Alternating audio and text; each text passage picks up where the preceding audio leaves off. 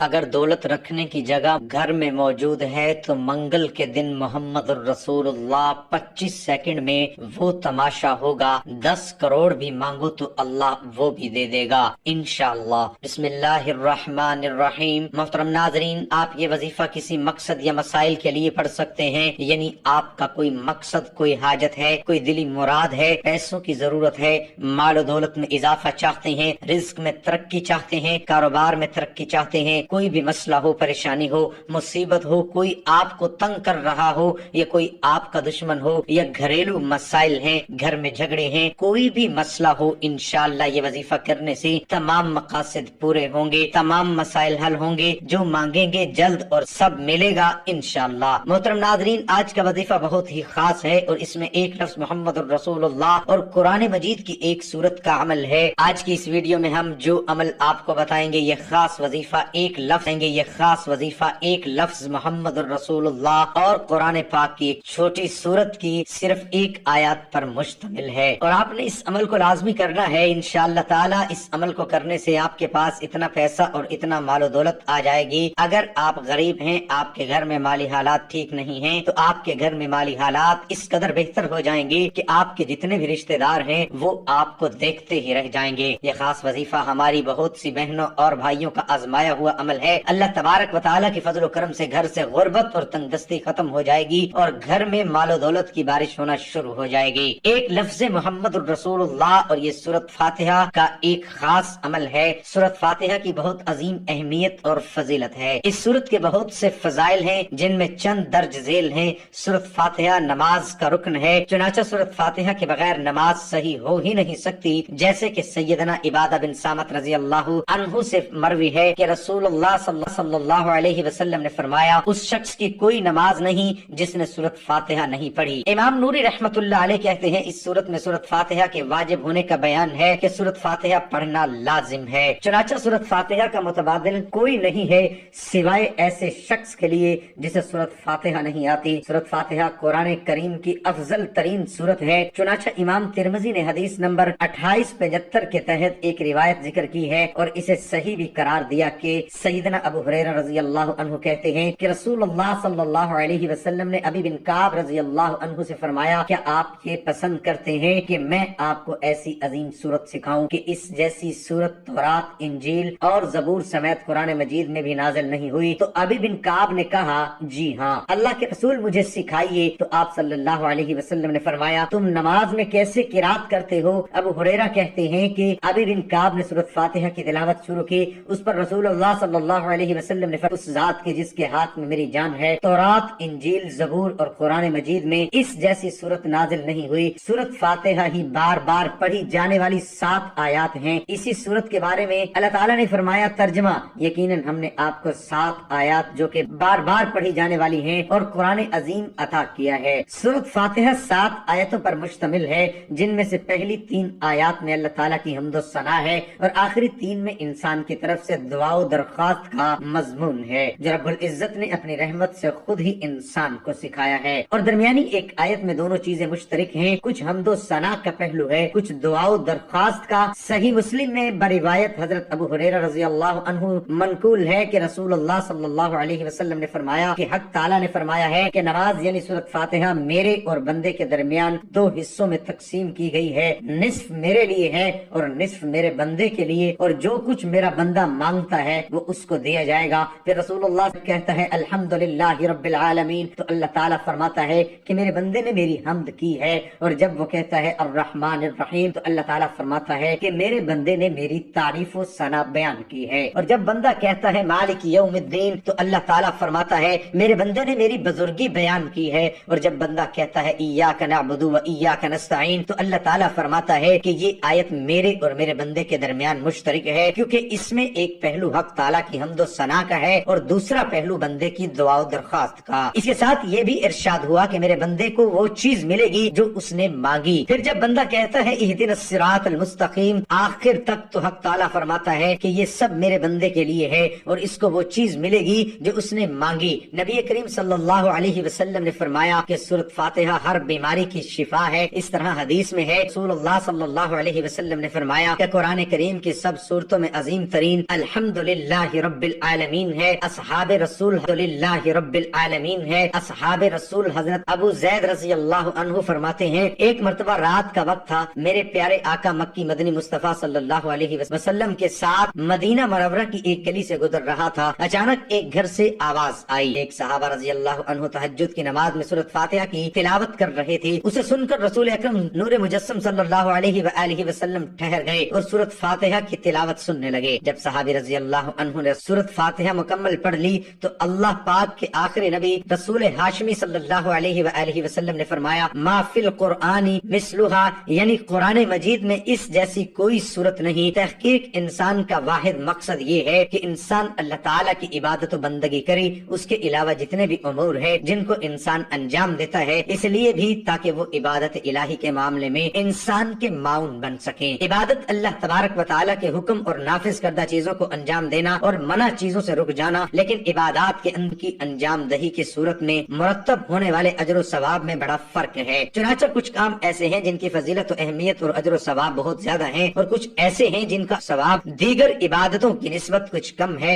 नफल इबादत में तहज्जुद की नमाज कबूलियत की जामिन है। नमाज तहज्जुद कुर्बत इलाही का जरिया है। ये नमाज खुशनुदी रब का बाइस है। इससे नेकियों में इजाफा होता है, गुनाह मुआफ होते हैं और दरजात बुलंद होते हैं। नमाज तहज्जुद से मोहब्बत इलाही का हुसूल होता है। यही वजह है कि इसकी तौफीक इन्हीं चंद अफराद के दामन में आती है जो अल्लाह ताला के पसंदीदा अफराद होते हैं। नाज़रीन इकराम, आज हम आपको ऐसी सूरत का वजीफा बताएंगे कि बेरोजगारों ने किया तो अल्लाह ताला ने उनके लिए नौकरी का वसीला बना दिया, कारोबारी हजरात ने किया तो उनके पास ग्राहकों की लाइन लग गई। ये वजीफा आपने सिर्फ मंगल के दिन करना है। अगर इस वजीफे को अहसन तरीके से कर लेते हैं तो इंशाअल्लाह आपके जो रिस्क के मसाइल वो हल होना शुरू हो जाएंगे। इंशाअल्लाह रिस्क का मसला हल हो जाएगा, रिस्क की रुकावटें बंदिशें दूर हो जाएंगी। ये एक ऐसी सूरत है हल हो जाएगा, रिस्क की रुकावटें बंदिशें दूर हो जाएंगी। ये एक ऐसी सूरत है जिन लोगों ने भी पढ़ा अल्लाह ताला ने इसे गनी बना दिया। जिन लोगों ने भी इस वजीफे को किया उसके कारोबार खूब फले फूले। आज आपके लिए ऐसा खास और मुजर्रब वजीफा लेकर आए हैं। कर्ज के बोझ तले दबे इंसान इसको करें, इंशाअल्लाह आप कामयाब होंगे। ये वजीफा आप किसी भी नमाज के बाद कर सकते हैं, लेकिन नमाज इशा के बाद ज्यादा बेहतर रहेगा। इस वजीफे को लड़कियां भी कर सकती हैं, बहनें भाई बुजुर्ग सब इस वजीफे को कर सकते हैं। इस वजीफे को आप दूसरों के लिए भी कर सकते हैं, भाई बहनों के लिए कर सकते हैं, बहनें भाइयों के लिए कर सकती हैं, वालिदैन बच्चों के लिए कर सकती हैं। ये वजीफा एक लफ्ज मोहम्मद रसूलुल्लाह सूरत फातिहा की एक आयत का वजीफा है। मशाइख और बुजुर्गान दीन कहते हैं जो इंसान रिस्क के अंदर कामयाबी चाहता है, जो दीन और दुनिया के अंदर तरक्की चाहता है और जो रिस्क के अंदर बरकत चाहता है, इस सूरत को अपना ले। आपने ये करना है, मंगल के दिन कोई एक टाइम मुकर्रर कर ले। इस वजीफे को जायज हाजत के लिए करना है, इसलिए नहीं करना अमीर और दौलतमंद बन जाए। साथ इस वजीफे को करना है। दौरान वजीफा कोशिश करें अपने पास बदबूदार अशिया का इस्तेमाल न करें, जैसे कि कच्चा प्याज हो गया। मर्द हजरात तंबाकू नोशी से परहेज करें, उसके अलावा हलाल का लुक्मा खाएं और वजीफा खत्म होने के बाद अल्लाह ताला की रजा की खातिर कोई मीठी चीज आपने तकसीम करनी है। कोशिश करनी है बच्चों के अंदर तकसीम करते रहें। इस हकीकत से तो कोई भी इंसान इनकार नहीं कर सकता। दुनिया में हर अमीर और गरीब, नेको बद को कानून कुदरत के तहत दुखों गम और परेशानियों से किसी न किसी मुश्किल में जरूर वास्ता पड़ता है। इसका सबब ये है कि ये दुनिया दारुल उलूम और इम्तिहान गाह है। इंसान यहाँ आजमाइश के लिए भेजा गया है। इसे आजादी से नेकी और बदी करने की कुव्वत दी गई है। वो नेकी करने की सूरत में अजर और सवाब का हकदार पाता है, लेकिन नाफरमानी की सूरत में अजाब और सजा का मुस्तहिक ठहरता है। यहाँ दो किस्म के लोग रहते हैं, एक वो जो असुदा हाल और दौलतमंद है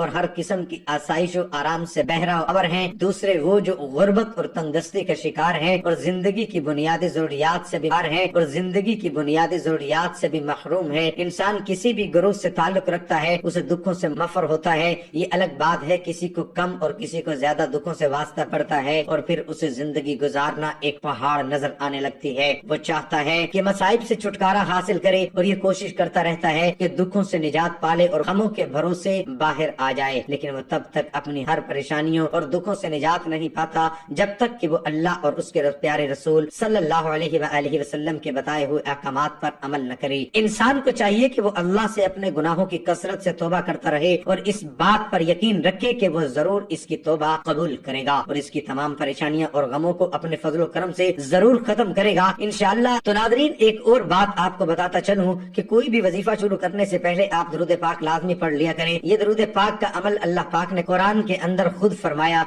और जिसकी तफसीर में آتا ہے کہ اللہ تعالیٰ فرماتا ہے کہ میں خود درود بھیجتا ہوں اپنے پیارے پیغمبر فرماتا ہے کہ میں خود درود بھیجتا ہوں اپنے پیارے پیغمبر حضرت محمد مصطفیٰ صلی اللہ علیہ وآلہ وسلم پر، اور میرے جتنے فرشتے ہیں نوری مخلوق ہیں یہ بھی میرے نبی پر سب مل کر درود پڑھتے رہیں گے۔ اللہ تعالیٰ فرماتا ہے کہ اے ایمان والو تم بھی میرے نبی حضرت محمد مصطفیٰ صلی اللہ علیہ وآلہ وسلم پر درود پڑھو۔ یہ میرے اللہ پاک کا ہمیں واضح حکم ہے، اور یہ کام یہ عمل اللہ کی ذات خود بھی کرتی ہے۔ قرآن پاک سورۃ احزاب میں ارشاد باری تعالیٰ ہے، ترجمہ، بے شک اللہ اور اس کے فرشتے نبی پر درود بھیجتے ہیں، اے ایمان والو تم بھی اس پر درود اور سلام بھیجو۔ حضرت ابو طلحہ انصاری رضی اللہ تعالی عنہ فرماتے ہیں، ایک دن حضور اکرم صلی اللہ علیہ وآلہ وسلم تشریف لائے اور بشاشت چہرہ اقدس میں نمایاں تھی۔ ارشاد فرمایا، میرے پاس حضرت جبرائیل علیہ السلام آئے اور کہا، آپ کا رب عز و جل فرماتا ہے کہ آپ راضی نہیں کہ آپ کی امت میں جو کوئی آپ پر درود بھیجے میں اس کے 10 درجات بلند کرتا ہوں،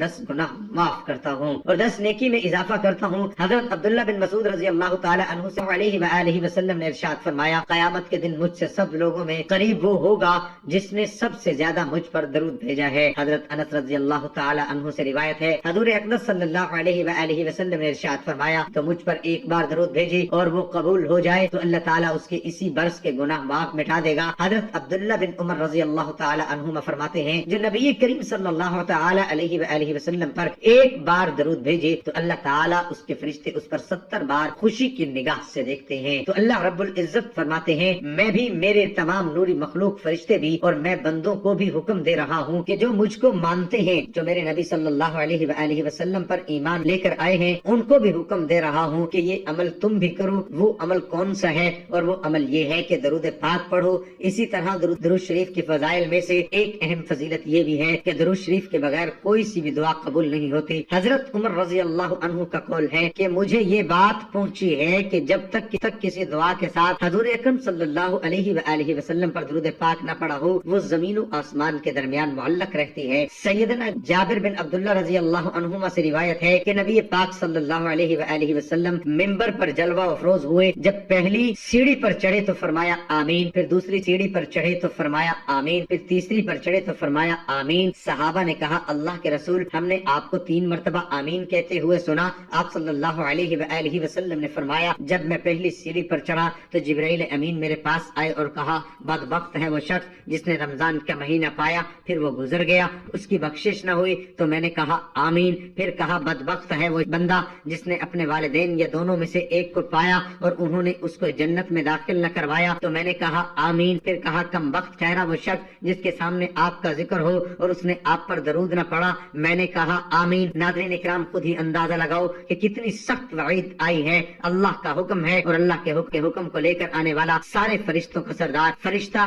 حضرت جبرائیل امین علیہ الصلوۃ والسلام ہے، اور جس ہستی کے پاس وہ فرشتہ آتا ہے وہ سارے نبیوں کا امام ہے۔ اب میرے نبی آمین کہہ رہے ہیں اور اللہ کا حکم ہے، اور اس کے اندر کوئی شک و شبہ باقی نہیں ہے کہ وہ دعائیں قبول ہو چکی ہیں۔ میرے بھائیوں اور بہنوں، میرے نبی پاک صلی اللہ علیہ وآلہ وسلم پر درود پڑھنا عین عبادت ہے۔ دیکھو، اللہ نے 2 فرشتے مقرر کیے ہیں، ایک دائیں اور بائیں۔ جب درود انسان پڑھتا ہے تو یہ دونوں فرشتے نیکیاں لکھنا شروع کر دیتے ہیں۔ یہ واحد عمل ہے۔ کسی نے پوچھا کہ نیکیوں والے فرشتے کی تو سمجھ آتی ہے کہ وہ نیکیاں لکھے گا، جبکہ برائیوں والا کیا لکھتا ہے؟ آپ نے فرمایا جب درود پڑھا جاتا ہے تو وہ برائیاں مٹانا شروع کر دیتا ہے۔ تو اس لیے میرے بھائی، میرے نبی پاک صلی اللہ علیہ وآلہ وسلم کی بڑی عزت اور شان اور وقار ہے، اس لیے درود پاک کی کثرت کرنی چاہیے۔ ناظرین اکرام، اس وظیفے کی طرف چلتے ہیں تو آپ نے سب سے پہلے منگل کے دن عشاء کی نماز پڑھنی، اتحیات کی حالت میں ہی بیٹھ کر ایک مرتبہ اعوذ باللہ من الشیطان الرجیم پڑھنا ہے، اس کے بعد ایک مرتبہ بسم اللہ الرحمن الرحیم پڑھنا ہے، اور اس کے بعد اول و آخر کم سے کم بھی 3 مرتبہ درود شریف پڑھیں۔ کوشش کریں کہ تعداد زیادہ ہو۔ درود پاک کی ایک دفعہ ثواب کی نیت سے میرے ساتھ بھی درود پاک پڑھ لیں۔ اللہم صلی علی محمد وعلی آل محمد کما صلیت علی ابراہیم وعلی آل ابراہیم انک حمید مجید۔ اللہم بارک علی محمد وعلی آل محمد کما بارکت علی ابراہیم وعلی آل ابراہیم انک حمید مجید۔ درود پاک پڑھ کر الحمدللہ شریف یعنی سورۃ فاتحہ جو ہے آپ نے صرف 3 مرتبہ پڑھنا ہے۔ بسم اللہ الرحمن الرحیم، الحمدللہ رب العالمین، الرحمن الرحیم، مالک یوم الدین، ایاک نعبد و ایاک نستعین، اهدنا الصراط المستقیم صراط الذین انعمت علیہم غیر المغضوب علیہم ولا الضالین۔ جب آپ اس آیت پر پہنچے تو یہی آیت 11 مرتبہ پڑھ لے۔ آیت یہ ہے ایاک نعبد و ایاک نستعین۔ جب سورۃ فاتحہ پڑھنے لگے تو ہر مرتبہ یہی آیت صرف 11 مرتبہ پڑھ کر آگے پڑھ لے اور دوبارہ شروع سے پڑھنا شروع کر دے۔ اس طریقے سے صرف 3 مرتبہ سورۃ فاتحہ پڑھیں، لیکن یہی آیت پھر 11 مرتبہ آپ نے پڑھنا ہے۔ اس طرح یہ آیت 33 مرتبہ بن جائے گی۔ جب یہ اکیلی آیت 33 بار ہو جائے گا، باقی سورۃ فاتحہ 3 بار ہو جائے گی۔ اس کے بعد سورۃ اخلاص 11 مرتبہ پڑھیں، بسم اللہ الرحمن الرحیم، قل هو اللہ احد اللہ الصمد لم یلد ولم یولد ولم یکن لہ کفوا احد۔ اس کے بعد 21 مرتبہ آپ نے محمد الرسول اللہ پڑھنا ہے۔ اور جب آپ یہ عمل کریں، اول و آخر کم سے کم بھی 3 بار درود شریف کے ساتھ پڑھیں، پھر اس کے بعد اللہ پاک سے دعا مانگے۔ یہ ایسا وظیفہ ہے کہ انشاءاللہ آپ کی کوئی بھی دعا رد نہیں ہوگی۔ یہ انتہائی طاقتور اور آزمودہ ہے، یہ بہت ہی مجرب وظیفہ ہے۔ میں نے سوچا یہ تحفہ اپنے ناظرین کو بھی دے دوں، کیونکہ اس دور میں کافی لوگ پریشان ہیں، روپے پیسے کی کمی ہے۔ انشاءاللہ العزیز اللہ رب العزت آپ کو بھی اپنے فضل و کرم سے اس مالی تنگ دستی سے نجات دے گا انشاءاللہ، اور خوشخبری ملے گی۔ اور یہ عمل ایمانداری کے ساتھ اور مکمل یکسوئی کے ساتھ کرو۔ محترم ناظرین، حضرت زید بن ثابت رضی اللہ عنہ کہتے ہیں کہ نبی کریم صلی اللہ علیہ وآلہ وسلم اپنے حجرے پر بنی نجار کے ایک باغ میں تھے، ہم بھی اس کے ساتھ تھے۔ اچانک خچر بھدک گیا، قریب تھا کہ آپ کو گرا دیتا۔ 6 5 یا 4 قبریں تھی۔ آپ صلی اللہ علیہ وآلہ وسلم ان قبروں کو کون جانتا ہے؟ ایک آدمی نے کہا میں۔ آپ صلی اللہ علیہ وآلہ وسلم نے فرمایا یہ لوگ کب فوت ہوئے ہیں؟ اس نے کہا زمانہ شرک میں۔ آپ نے فرمایا یہ امت میری قبروں میں آزمائی جائے گی، اگر مجھے اس بات کا خدشہ نہ ہوتا تم اپنے مردے دفن نہ کرو گے تو میں اللہ تعالیٰ سے دعا کرتا کہ تمہیں بھی وہ عذاب قبر سنائے جو میں سن رہا ہوں۔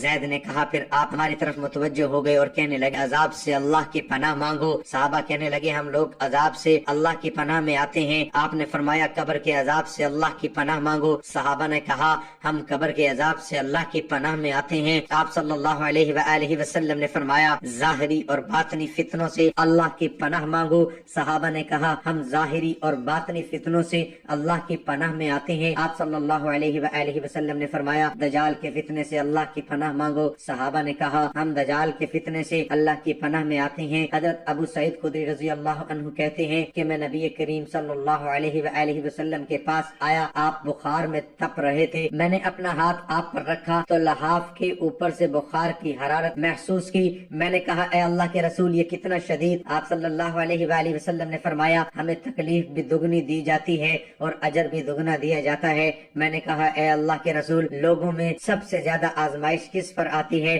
آپ صلی اللہ علیہ وآلہ وسلم نے فرمایا انبیاء علیہ السلام پر، پھر نیک لوگوں پر، کسی کی محتاجی میں آزمایا جاتا ہے، حتیٰ کہ اس کے پاس صرف وہ چادر بچتی ہے جو اسے ڈھانپتی ہے، اور وہ آزمائش میں اتنا خوش ہوتا ہے جتنا تم سے کوئی بھی شخص خوشحالی میں مسرور ہوتا ہے۔ رسول اللہ صلی اللہ علیہ وآلہ وسلم نے ارشاد فرمایا اللہ کی قسم مجھے تمہارے لیے غریبی کا خوف نہیں ہے، بلکہ مجھے خوف ہے کہ پہلے قوموں کی طرح کہیں تمہارے لیے دنیا یعنی مال و دولت کھول دی جائے اور تم اس کے پیچھے پڑ جاؤ، پھر وہ مال و دولت پہلے لوگوں کی طرح تمہیں ہلاک کر دے۔ رسول اللہ صلی اللہ علیہ وآلہ وسلم نے ارشاد فرمایا حلال واضح ہے، حرام واضح ہے، ان کے درمیان 6 مشتبہ چیزیں ہیں جن کو بہت سارے لوگ نہیں جانتے۔ جس شخص نے شبہ والی چیزوں سے اپنے آپ کو بچا لیا اس نے دین اور عزت کی حفاظت کی، اور جو شخص مشتبہ چیزوں میں پڑے گا وہ حرام چیزوں میں پڑ جائے گا، اس چرواہے کی طرح جو دوسرے کی چراگاہ کے قریب بکریاں چراتا ہے، کیونکہ بہت ممکن ہے کہ اس کا جانور دوسرے کی چراگاہ سے کچھ چر لے۔